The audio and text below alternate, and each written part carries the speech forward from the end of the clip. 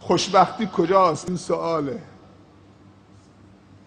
یه روزی یک شبکه تلویزیونی یک میلیاردر رو دعوت میکنه.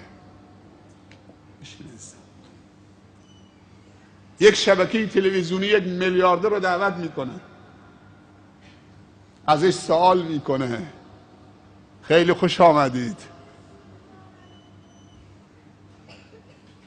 زیباترین و شگفت‌انگیزترین و لذت بخشترین قسمت زندگی تو چیه؟ خوشبختی تو الان یعنی چی؟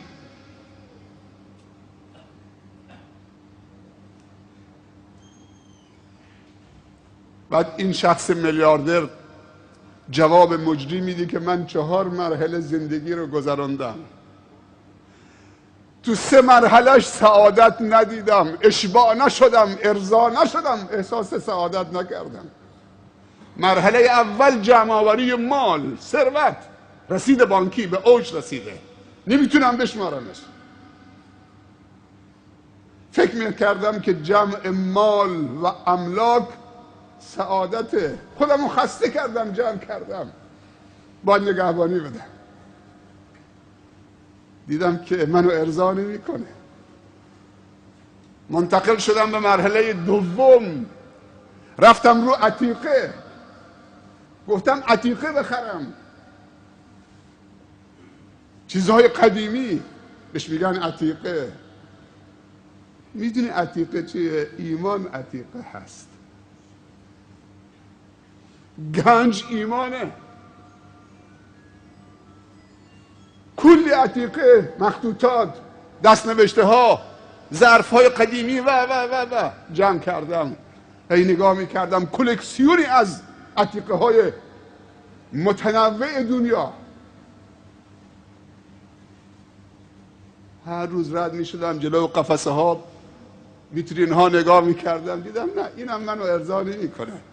منتقل شدم به سومی، ویلاهای زیبا و جذاب تو زیباترین جزیره های دنیا،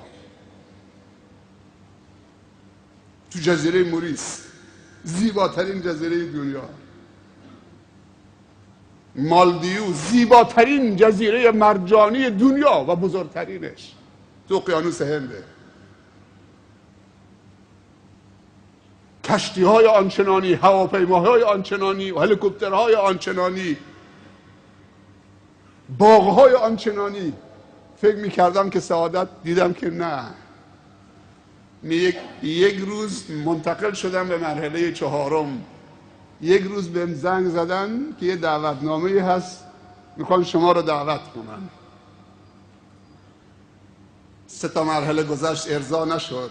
مرحله چهارم دعوتنامه آمد برام، از مدرسه معلولین، بچه های معلولی که پا نداشتن، فلج بودن. دیگه رفتم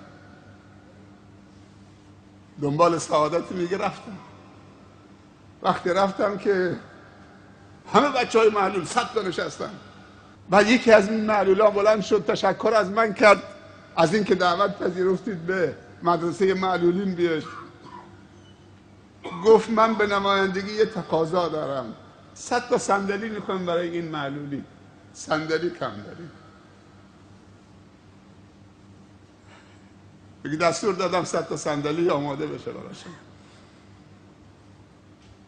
راز خوشبختی کجاست؟ بهشت کجاست؟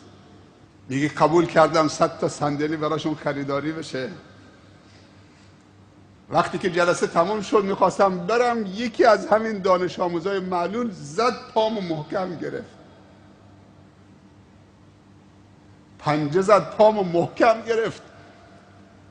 خیلی میگه معذب شدم که اصلا رها نمیکرد. بعد خیره شد تو چشمان من، روشو بر نمیگردم، حلقه زده بود درست تو چشمان من، مثل این عزیزم.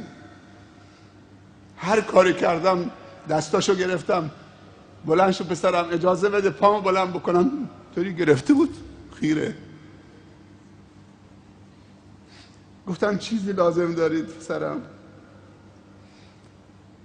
دیگه خیلی با آرامی دستشو باز کردم، بلندش کردم، گفتم پسرم تقاضای دیگه دارید؟ بگید کلر میخواید، چی میخواید؟ میدونی چی گفت؟ گفت نه ما تقاضای دیگه نداریم، فقط دعا میکنم که وقتی با هم رفتیم تو بهشت خدا، اونجا جلو خدا تو بهشت خدا از تو تشکر میکنم.